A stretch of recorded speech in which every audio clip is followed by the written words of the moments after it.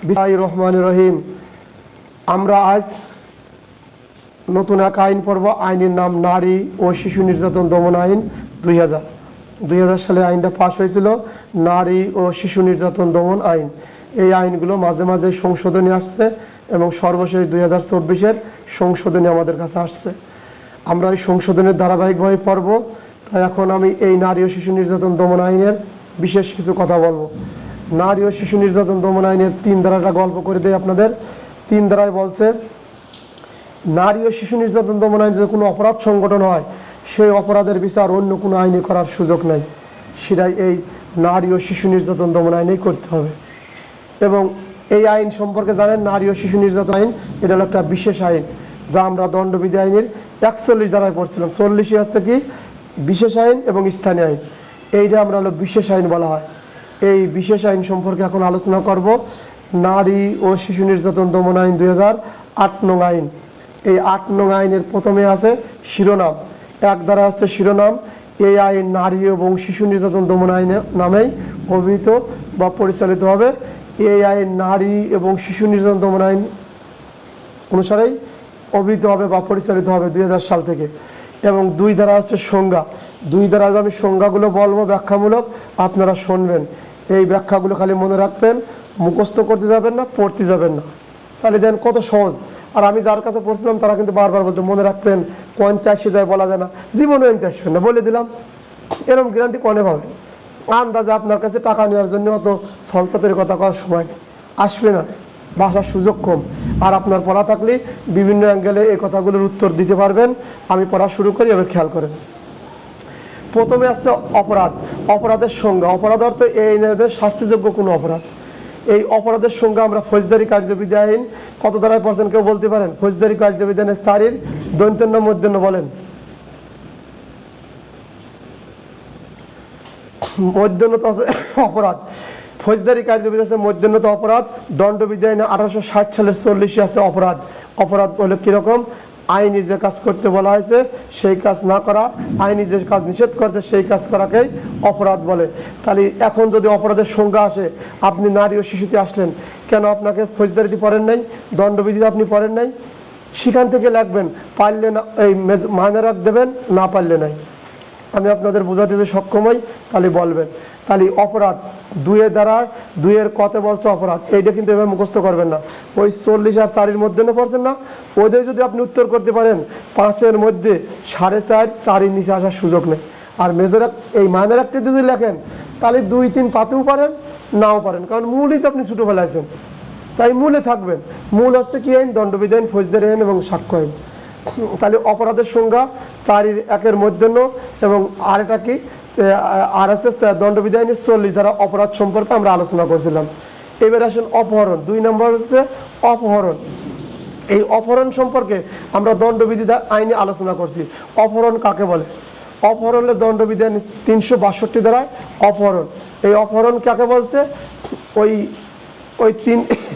359, 360, 361, 362।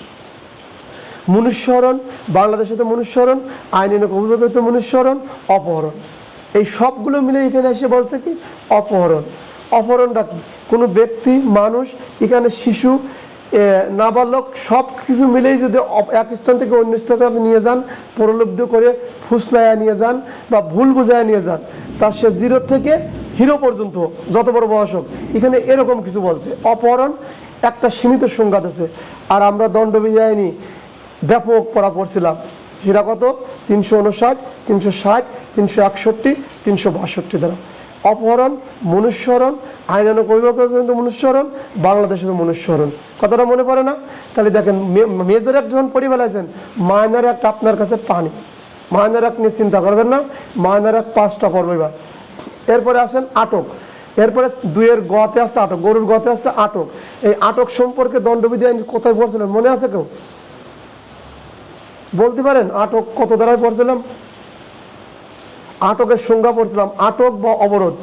আটক বা অবরোধ আজকে সূচিতে বলছি, সেটা হচ্ছে 340 ধারায় পড়ছিলাম। অবরোধ 340, 340ই অবরোধ করে রাখা বা আটক রাখা। বা পুলিশ অনেক সময় গ্রেপ্তার করে রাখে অবৈধ গ্রেপ্তার 24 ঘন্টার বেশি হয়, তখন ওই 340-এর ওইখানে যা 340, 343, 44, 45 তার সময়ের সাথে তার শাস্তি হয়। তাহলে 2-এর গতে আসছে আটক রাখা, 2-এর গতে আসছে আটক। আটক সম্পর্কে আমরা দণ্ডবিধিতে হুবহু পড়েছি, যার কারণে আপনার কাছে এই মেজর এক যারা মাথায় বেশি টেনশন নেন এদের কাছে সহজ করার জন্য আমার এই আয়োজন, যে আমি ওই মূল আইন থেকে আপনাদের কি কি পড়াইছিলাম সেই সম্পর্কে আলোচনা করব, তাহলে আপনাদের জন্য সহজ হবে। এরপরে ঘরের ঘ নাম্বার পড়াবো ট্রাইব্যুনাল। ট্রাইব্যুনাল সম্পর্কে কার কতটুকু ধারণা আছে তা আমার জানা নাই। তারপরে আমি আমাদের পুলিশ নিয়ে আপনাদের বোঝাবো, পুলিশ কাকে বলে, বিশেষায়িত ইউনিট কাকে বলে, পুলিশের ইউনিট কাকে বলে, বিশেষায়িত ইউনিট কাকে বলে এবং ট্রাইব্যুনাল কাকে বলে। এই যে আমাদের দেশে বিভিন্ন পুলিশের ইউনিট আছে, মনে রাখবেন বিভিন্ন পুলিশের ইউনিটের মধ্যে এই জেলা পুলিশ আর এই মেট্রো পুলিশ, এইগুলো হলো তদন্ত অনুসন্ধান, এইগুলো পুলিশের মূল কার্যক্রম, এইগুলো পুলিশের মূল কার্যক্রম করে। এবং এছাড়া যে ট্রেনিং সেন্টার, তারপরে সিটিএসবি, সিআইডি, তারপরে টুরিস্ট পুলিশ, ইনভেস্টিগেশন পুলিশ, এগুলো বিশেষ পুলিশ বলা হয়। এগুলো কি বিশেষ পুলিশের ইউনিট বা বিশেষায়িত ইউনিট বা স্পেশাল ইউনিট বলা হয়। আর মেট্রো আর জেলাকে জেলা এবং জেলা হলো প্রথম থেকেই শুরু পুলিশের, এবং মেট্রো হচ্ছে লেগে এই জেলার মতোই অনেক জনগণের বেশি থাকার কারণে এদের কেটে ছোট করে বড় বড় সারদের দ্বারা এবং মানুষের সেবা যাতে দৌড়গুড়ায় পৌঁছে যায় এই জন্য মেট্রোপলিটন করা। এখন আসেন ট্রাইব্যুনাল কাকে বলে। আমরা আদালত সম্পর্কে পড়তে নিলাম। এই আদালত হচ্ছে লেগে ওই ফৌজদারি কার্যবিধি আইনের কত ধারায় পড়ছিলাম বলতে পারেন অর্জত বা কেউ? ফৌজদারি কার্যবিধি 1898 সালে 6 ধারায় আদালত সম্পর্কে পড়ছিলাম। এই আদালত দুই প্রকার, একটা নির্বাহী আদালত, একটা জুডিশিয়াল আদালত। এখানে কয় ধরনের ম্যাজিস্ট্রেট থাকে, কিন্তু এই ট্রাইব্যুনালটা কীরকম? ট্রাইব্যুনালটা হচ্ছে লোকে ওই আদালতের থেকেই জজ ম্যাজিস্ট্রেটের মাধ্যমে ওদেরকে নিয়োগ করে আইনের মাধ্যমে এই ট্রাইব্যুনাল একটা জেলায় একটা মাত্র ট্রাইব্যুনাল থাকে। সরকার যদি মনে করে এখানে একের অধিক ট্রাইব্যুনাল দরকার তখন এই ট্রাইব্যুনালের নিয়োগ দিতে পারে। আমি যখন 27 ধারা পড়াবো তখন আপনাদের সাথে ট্রাইব্যুনাল সম্পর্কে ব্যাপক আলোচনা করা যাবে এবং ওখানে সুন্দর সুস্পষ্ট ব্যাখ্যা দেওয়া আছে। ট্রাইব্যুনাল মানে যেমন আমরা পুলিশ, এই সাধারণ পুলিশ আমরা কোথায় যাই? ট্রেনিং সেন্টারে যাই, আমরা টুরিস্টে যাই, আমরা ইনভেস্টিগেশনে যাই, বা আমরা আরও কত ইউনিট আছে যেন ওই সিআইডিতে যাই, বা ওই যেখানেই যাই সেখানে আমরা বিশেষায়িত ইউনিটে যাই। কিন্তু আমরা স্বাভাবিক পুলিশে যখন ওইখানে যাই ওই ইউনিটের রূপ ধারণ করি, এইখানে আলি এই ইউনিটের রূপ ধারণ করি। ঠিক আদালতের মধ্যে নির্বাহী আদালত আর জুডিশিয়াল আদালতের থেকে ওখানে একটা ট্রাইব্যুনাল গঠন করে আদালত, সরকার গঠন করার পরে ওইখান থেকে জজ, সহকারী জজ বা এদেরকে নিয়োগ দিয়ে ওনারা ওই দায়িত্ব পালন করার সাথে সাথে ট্রাইব্যুনালের দায়িত্ব পালন করে। এবং এই ট্রাইব্যুনালে যে বিচার কার্যক্রম করা হয় সেখানে নারী এবং শিশুদের বিচার কার্যক্রম করা হয়, তাকে ট্রাইব্যুনাল বলে। এই ট্রাইব্যুনাল আছে মানব পাচারের একটা ট্রাইব্যুনাল আছে, মানব পাচার ট্রাইব্যুনাল, তারপর নারী ও শিশু নির্যাতন দমন ট্রাইব্যুনাল, এগুলোকে ট্রাইব্যুনাল বলা হয়। বিশেষ মামলার বিশেষ আইন দিয়ে পরিচালনা করার জন্য যে আদালতগুলো হয় ওগুলোকে ট্রাইব্যুনাল বলে। ট্রাইব্যুনাল আসবেন না, তারপরেও বিশেষ আলোচনা করবেন ইনশাল্লাহ 27 ধারা যখন পড়াবো, 26-27। এরপরে ধর্ষণের সংজ্ঞা সম্পর্কে আলোচনা দণ্ডবিধি আইনে 375 দেখবেন, হুবহু আলোচনা করছে, ওই সম্পর্কে আর জানার কোনো দরকার নাই। এবং এখানেও তাই বলছে 375 ধারার সংজ্ঞাতে হবে। তাহলে দেন পড়া তো 5টা সংজ্ঞা বললাম, 5টার 4টেই আমরা দণ্ডবিধি এবং ফৌজদারি আইন করে ফেলাই। তাহলে ভয় পাওয়ার কোনো দরকার আছে? ভয় পাবেন না, নিরুৎসাহিত হবেন না। এখন আছেন নবজাতক শিশু বলতে কি বোঝায়, তারই 2-এর ছ বলতে নবজাতক শিশু। নবজাতক শিশু কাকে বলে? আমরা সবাই মুখে মুখে বলি নবজাতক শিশু। এই নবজাতক শিশু হচ্ছে যে শিশু দুনিয়াতে এখন ভূমিষ্ঠ হলো এবং 40 দিনের নিচে, 40 দিনের উপরে যাওয়া যাবে না, এর মধ্যে যার বয়স ইনি হলেন নবজাতক। একজন শিশুর বয়স যদি 1 মাস 10 দিন হয় তিনি কি জাতীয় শিশু হবেন? তিনি নবজাতক শিশু হবেন। একজন শিশুর বয়স যদি 39 হয় তিনি নবজাতক হবেন। একজন শিশুর বয়স যদি সবেমাত্র 5 ঘন্টা হয় তিনি নবজাতক হবেন।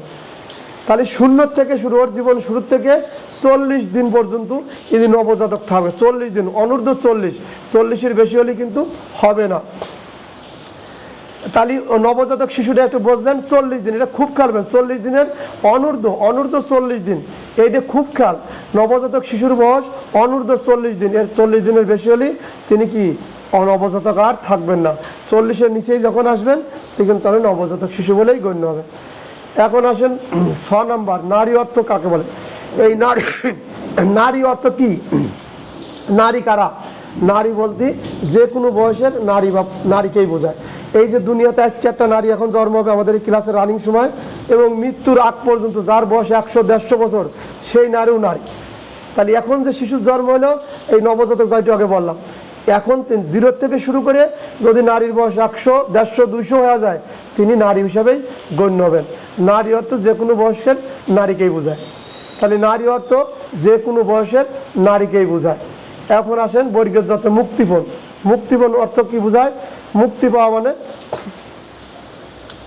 এই মুক্তিপণ অর্থ হলো আর্থিক সুযোগ সুবিধা বা অন্য যে কোনো সুযোগ সুবিধা। মুক্তিপণ আপনাকে ধরে নিয়ে যা মুক্তিপণ দাবি করলো যে আপনি এত টাকা দেবেন, অথবা এই দ্রব্য সামগ্রী দেবেন, অথবা জমি লিখে দেবেন, অথবা আমাদের যে লোকজনগুলো আপনি ধরে রাখছেন তাদের ছাড়ে দেবেন, এইগুলো যে সমন্বয় করে এইগুলোকে মুক্তিপণ বলা হয়। তাহলে আর্থিক সুবিধা বা অন্য কোনো ধরনের সুযোগ সুবিধা রাখাকেই মুক্তিপণ বলে। এখন আসেন বর্গেজা। বর্গেজা হচ্ছে ফৌজদারি কার্যবিধি। এই নারী ও শিশু নির্যাতন আইনের এই সমস্ত কার্যক্রমই ফৌজদারি কার্যবিধি আইন দ্বারা পরিচালিত হবে। এই কথাটা এগুলো মাথায় নেন না, এটা প্রত্যেক আইনই মেজর অ্যাক্ট আর মাইনর অ্যাক্টে এই কথাটা থাকে। এরপরে যৌতুক তো মনে করার দরকার নেই। যৌতুক তো এর কাছে দাবি করে যেটা বিয়েকে দীর্ঘায়িত থাকবে, টিকে থাকবে, যার বিনিময়ে বিয়ে হবে, এই জাতীয় সম্পত্তি, অর্থ, টাকা পয়সা লেনদেন করাই যৌতুক। শিশু অর্থ কাকে বলে? এই যে শিশু সম্পর্কে আপনাদের আমি পূর্বে পড়াইছি, শিশু এই নারী ও শিশু দমন আইনে শিশু কাকে বলে? শিশুর বয়স কত? শিশুর বয়স হলো 16 বছর, যে কোনো ব্যক্তি, 16 বছর যে কোনো ব্যক্তি। এখানে ছেলে হতে পারে, পুরুষ হতে পারে, নারী পুরুষ যে কোনো একজন হতে পারে। তার বয়স যদি 16 হয়, মনে রাখবেন তার সাথে যদি কোনো অন্যায় আচরণ করেন বা অপরাধ করেন, সেই অপরাধের কারণে নারী এবং শিশু নির্যাতন দমন আইনে আপনার বিচার করা যাবে। তাহলে শিশু অর্থ কাকে? 16 বছর। কিন্তু আমাদের বাংলাদেশের প্রচলিত সংবিধান অনুসারে 18 বছরের নিচে শিশু বলে। প্যানেল কোডে 9 বছর, অনেক ক্ষেত্রে 16 বছর আছে, 12 বছর, বিভিন্ন সময় বিভিন্ন শিশুর কথা ব্যাখ্যা করা আছে। আমি ক্লাস সম্পর্কে আপনারা করেছিলাম শিশুর সম্পর্কে, শিশুর বয়স সম্পর্কে আমি ফোকাস করছিলাম। তাই নারী ও শিশু নির্যাতন দমন আইনে আমি যে স্যারের কাছে পড়তাম, উনি একদিন বলছিল 16 বছরের কম। আমি বললাম 16 বছরে তো সে আইএ পাস করে, সে আবার শিশু তাই কেমন? সে তো মাও হয়ে যায়। তা আমারে বললো, ভাই আইএ পাস করুক আর এমএ পাস করুক, ওইটা আপনার দেখার দরকার নাই। আপনি জানলেন আইনি নারী ও শিশু নির্যাতন দমন আইনি 16 বছর বয়স তার শিশু বলে। এর বেশি লিখবেন, বেশি বলবেন, আপনার এমসিকিউ বাতিল। ঠিক আছে, বেশি বোঝা যায় না এই জন্য। ঠিক আছে, তাই 16 বছরের যে যারা আছে, ছেলে হোক আর মেয়ে হোক, তাদের হলো কি শিশু, তারা শিশু। এরপর আসেন নারী ও শিশু নির্যাতনের হাইকোর্ট বিভাগ কাকে বলে? হাইকোর্ট বিভাগ বলে বাংলাদেশে কোর্ট আছে, সুপ্রিম কোর্ট। মনে বাংলাদেশে একটা কোর্ট আছে, এই সুপ্রিম কোর্টের 2টি শাখা আছে, হাইকোর্ট বিভাগ আর আপিল বিভাগ। তাহলে সুপ্রিম কোর্টে কয়টা শাখা? একটা হাইকোর্ট বিভাগ, একটা হলো আপিল বিভাগ। হাইকোর্ট, একটা হলো আপিল বিভাগ। একটা দ্বারা পড়ো, এই 4 রাস্তা আপনারা বসে শুনবেন, ধৈর্যের সাথে শুনবেন। আমি এই আইন পড়াতে না, অন্যান্য আপনাদের খামূল আলোচনা করবো। এই 3 নাই কি বলতে আবারও বলছিলাম, আবার এই নারী ও শিশু নির্যাতন দমন আইনের পরপর দিন থেকে যদি কোনো অসংখ্য, তাহলে বিচার এই নারী ও শিশু দমন আইনে করা লাগবে। অন্য কোনো আইনে সুযোগ নাই। খরম করে ভয়ঙ্কর কথা। কিন্তু অন্যান্য আইনি দেখবেন, আমাদের দণ্ডবিধি দেখবেন, কৃষি আইন দেখবেন, অস্ত্র আইন দেখবেন, প্রত্যেকেই বলছে যদি আমাদের এই আইনে অপরাধের বিচার করেন সমস্যা নাই। এই অপরাধ যদি অন্য আইনে বিচার করা যায়, করেন, তাতেও কোনো সমস্যা নাই। কিন্তু এই নারী ও শিশুর 3 ধারায় বলছে আমাদের এই নারী ও শিশুর অপরাধের আইনে যদি কোনো অপরাধ হয়, এই অপরাধের বিচার অন্য কোনো আইন যাবে না। ধারা 3 ধারা, এতে প্রশ্ন আসবে না, এটা হলো একটা পাঠ, বোঝার বিষয়। এখন ধারা 4 কি? দহনকারী, ক্ষয়কারী বা বিষাক্ত পদার্থ দ্বারা দহনকারী নাম পড়বেন। দহনকারী, এইখান থেকে পড়া মুখস্থ শুরু করবেন, হেডলাইন। দহনকারী, ক্ষয়কারী বা বিষাক্ত পদার্থ দ্বারা যদি কোনো নারীর মৃত্যু ঘটান, তাহলে 1 নম্বরের শাস্তি দেবেন, 4-1 দেবেন। আমি আগে হালকা বুঝে নিই, তারপরে ব্যাখ্যা করতেছি। 4-2 কি দেবে? দহনকারী, ক্ষয়কারী এবং বিষাক্ত পদার্থ দ্বারা যদি কোনো নারীর দৃষ্টিশক্তি, শ্রবণ শক্তি নষ্ট করে ফেলান, তাহলে তার শাস্তি। এর ব্যাখ্যা করবো, দাঁড়ান। এরপরে বলছে 2-এর কতে কি বলছে? 2-এর ক বলছে 5টা নারীর 5টি অংশ আছে স্পর্শকাতর। সেটা হচ্ছে কি? দৃষ্টিশক্তি, শ্রবণ শক্তি, মুখমণ্ডল, স্তন এবং যৌনাঙ্গ। এই 4টা যদি আপনি ব্যত্যয় ঘটান, ক্ষতি করে ফেলেন, দহনকারী, ক্ষয়কারী এবং বিষাক্ত পদার্থ দ্বারা আপনার শাস্তি মৃত্যুদণ্ড। এবং 5টা ব্যতীত যদি কোনো থর করছেন, অন্য অঙ্গ হয় তাঙ্গল, তাহলে তার শাস্তি 4-2-এর খ। এইভাবে যদি করে পড়ি, আমি শিক্ষক হিসেবে অনেক দামিবান হব, আপনি ছাত্র হিসাবে 2 দিন পরে চলে যাবেন, হবে না? এরকম ক খ উত্তর করা সম্ভব, অত বেশি বোঝা লাগবে না, আমরা নিরস্ত্র। ঠিক আছে, আমি আর ব্যাখ্যামূলক আলোচনা করবো, একটু ধরেন। 3 নম্বরে কি বলছে? 3 নম্বরে 4 কি বলছে? কোনো ব্যক্তি ক্ষয় করে অসক্ত পথে দ্বারা কোনো নিক্ষেপ করে, নিক্ষেপের চেষ্টা করে, তার শাস্তি। তাহলে আরো তার শাস্তি। এখন আসলে আমি মূল আলোচনা করে সময় না, 25 মিনিট লাগবে না। শোনেন, লাভবান হবেন। শুনবেন, দহনকারী, ক্ষয়কারী পদার্থ দ্বারা যদি করে তার শাস্তি, দহনকারী, ক্ষয়কারী বা বিষাক্ত পদার্থ দ্বারা। এই হেডলাইন পড়তে আপনি আপনাদের একটা করে দহনকারী বা পদার্থ কোনো নারী অপরাধ করে সাথে মনে রাখো, অ্যাসিড আইন দিয়ে আপনি পারেন। এই আইনের 3 ধারা আমি আপনাকে ব্যাপক দিয়েছি। এই আইন অপরাধ সংগঠন হয়, নারী পঞ্চায়েত, আপনি অ্যাসিড পারেন, এই অ্যাসিড লাগাবেন। আমি দেখছি অনেক লোক দৌড়ে অ্যাসিডের ভার। কেন অ্যাসিডের ভার যাচ্ছেন? সরানি করে দিয়েছে। 4 দ্বারা দহনকারী পদার্থ দ্বারা যদি কোন নারী আপনার শাস্তি পড়া লাগবে না, মৃত্যুদণ্ড হবে। সেটা এক হল মৃত্যুদণ্ড বা আবদ্ধন কারাদণ্ড হবে। আপনি কি করছেন? দহনকারী, ক্ষয়কারী বিষাক্ত পদার্থ কোন নারীকে মৃত্যু ঘটাচ্ছেন, মৃত্যু ঘটানোর চেষ্টা করছেন। এই মৃত্যু ঘটানো আমরা দণ্ডবিধি আসছে কি? 302। আর মৃত্যু ঘটানোর চেষ্টা করা 307। খুনের উদ্যোগ মনে আছে? এখানে খুনের উদ্যোগ দেন মেজর একটু পড়ে ফেলাইছি। মায়েরা, আমার আপনার কাছে পানি, আর আমি রিজল আপনাদের সাথে আছি। আমি শুধু ওই জেনারেল ডায়েরি 377, 154, 50, পুলিশ আইন 54 করানোর জন্য আসি, বুঝছেন? এইভাবে পড়বে আমি আপনাদের সাথে এই আয়োজন। তাহলে এই অ্যাসিড ক্ষয়কারী, বিষাক্ত বা দহনকারী নারী করেছেন বা মৃত্যু ঘটনা করছেন, উঠছেন, তখন কি দলে না কখন যাবেন না? এখানে 300 আমরা খুনের চেষ্টা করা উদ্যোগ, আর মৃত্যু ঘটলে 302।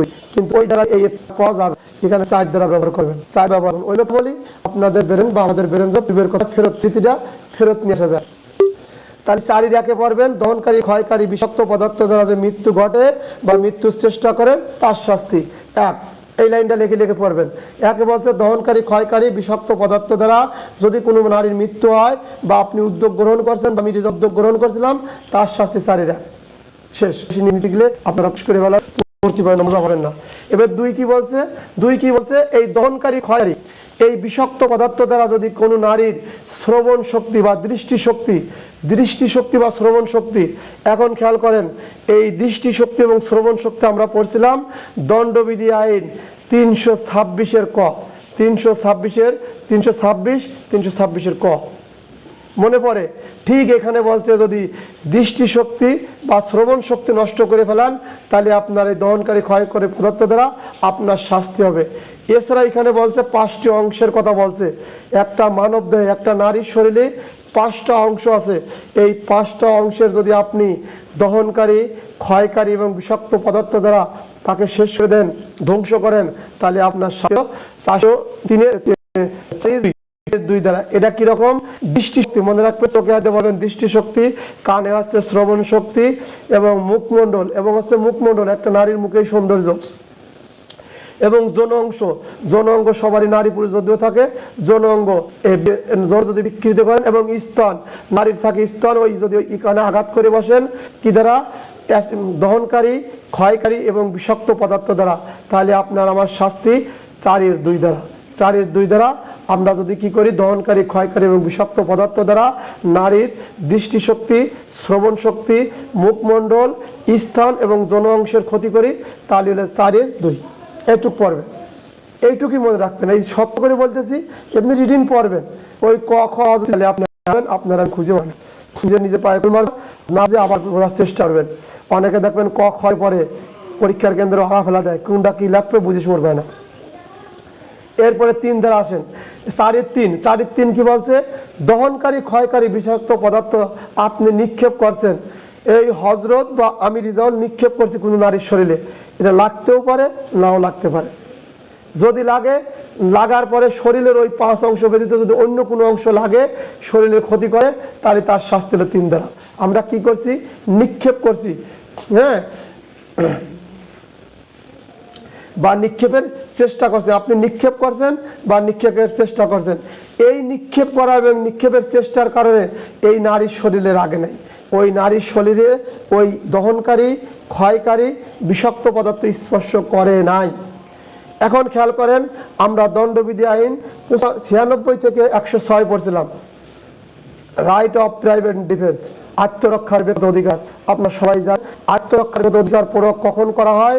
যখন আপনার উপর আঘাত কমপ্লিট না হয়, যখন আপনার উপর আঘাত না হয়, যদি আপনাকে আঘাত করেই বসে, যদি আপনাকে মেরেই বসে, আপনি যদি মারাই যায়, তখন তার বিচার আছে। তাহলে এই আত্মরক্ষার অধিকার কখন প্রয়োগ করে? ঘটনা ঘটার, আমার চলা, আমার মুখের অবস্থান, আমার গঠন, সামাজিক গঠন শূন্যকেই অপরপক্ষ বুঝতে পারে কি ধরনের হরদমন বা প্রতিশোধ নিতে যাচ্ছে। এই কাজটা যখনই আমি করতে গেছি, তখন আত্মরক্ষার ব্যক্তিগত অধিকার প্রয়োগ করা হয়। এবং নারী ও শিশু নির্যাতন দমন আইন 4.3 কি বলছে? আপনি দহনকারী ক্ষয়কারী এবং বিষাক্ত পদার্থ নিক্ষেপ করছেন বা নিক্ষেপ করার চেষ্টা করছেন, গায়ে কিন্তু লাগে না, তারও আপনার শাস্তি। এখন আরো সহস্তার আপনার সাথে আলোচনা। 1 নম্বরে নারী ও শিশু নির্যাতন দমন আইন 4.1, এটা কিন্তু দামি ধারা ভাই, আমি দরকার আরো 10 মিনিট খাবো। নারী ও শিশু নির্যাতন দমন আইন 4.1 বলছে কি? দহনকারী ক্ষয়কারী বিষাক্ত পদার্থ দ্বারা যদি মৃত্যু ঘটান, 4.1 আপনার শাস্তি, বা খুনের উদ্যোগ গ্রহণ করেন, মৃত্যু ঘটান বা খুনের উদ্যোগ গ্রহণ করেন, তাহলে আপনার শাস্তি কি? 4.1। আর 4.2 কি? কখন মারবেন? দহনকারী ক্ষয়কারী বিষাক্ত পদার্থ দ্বারা যদি কোনো নারীর দৃষ্টিশক্তি বা শ্রবণ শক্তি বা মুখমণ্ডল, স্তন অথবা যৌনাঙ্গ বিকৃতি করে নষ্ট করে ফেলেন, তাহলে আপনার শাস্তি 4.2। আবারও বলেন, দহনকারী ক্ষয়কারী এবং বিষাক্ত পদার্থ দ্বারা কোনো নারীর কি দৃষ্টিশক্তি বা শ্রবণ শক্তি, এছাড়া শরীরের 5টা অংশ আছে, কি কি? সেগুলো হচ্ছে দৃষ্টিশক্তি, শ্রবণ শক্তি, মুখমণ্ডল, স্তন এবং যৌন অঙ্গের যদি বিকৃতি করে ফেলান, এই অ্যাসিড দ্বারা ক্ষয়জাতীয় বিষাক্ত পদার্থ দ্বারা করেন, আপনার শাস্তি 4.2। ক খ দিতে যদি পারেন পড়ে শুনে বুঝে দিয়েন, দিতে যারা ফেলায়েন না। যদি ভুল করে বসেন নাম্বার কাটা, 4.2 দিলে নাম্বার হয়তো আপনি 4 জায়গা 3.5 পাবেন। আর দ্বারা যদি 4 কর জায়গা খ মারি বসেন, যদি এই ভুল করেন, তাহলে 2 ভাগ্য জটবে না, এ আমার বিশ্বাস। তাহলে এখন 4.3 কি বলছে? 4.3 খেয়াল করেন, দহনকারী ক্ষয়কারী এবং বিষাক্ত পদার্থ দ্বারা আপনি নিক্ষেপ করছেন বা নিক্ষেপের চেষ্টা করছেন, গায়ে লাগে নাই। ওই যে বলে না পোলাপান, আমার তো লাগে নাই, কথাটা তো ওর গায়ে লাগে না, কিন্তু আপনি নিক্ষেপ করছিলেন অথবা নিক্ষেপের চেষ্টা করছিলেন, আমি ধরে ফেলাইছি বা আমি নিক্ষেপ করতে গেছি, হরজত ধরে ফেলাইছেন। সেই ক্ষেত্রে এই নিক্ষেপের চেষ্টা করার জন্য আপনার আমার শাস্তি কত? 3 4.3। এইখানে যে আত্মরক্ষার অধিকার, এমন আক্রমণ, এমন আঘাত মৃত্যুই যার একমাত্র পরিণতি, তাহলে এই যে 3 দ্বারা পড়লাম, এর সাথে ওর মিল আছে না, অনেকখানি বোঝার আছে না? এইগুলো হলো বোঝার। এইগুলো যখন আপনি বুঝে ফেলাবেন, বুঝে পড়বেন, আইন আপনার কাছে সহজ থেকে সহজ হয়ে যাবে, কাছের থেকে কাছে এসে যাবে। এই যে আপনাদের সঙ্গে সংজ্ঞার আলোচনা করলাম, এখানে 10টা সংজ্ঞা, এই সংজ্ঞা আপনাকে আমি কখনোই মুখস্থ করতে পারবো না, আপনাকে বুঝতে বলছি। এই সংজ্ঞাগুলো আমরা দণ্ডবিধি আইন, ফৌজদারি আইন, সাক্ষ্য আইনে পড়ে ফেলেছি, সাক্ষ্য আইনে পড়বো। আসসালামু আলাইকুম।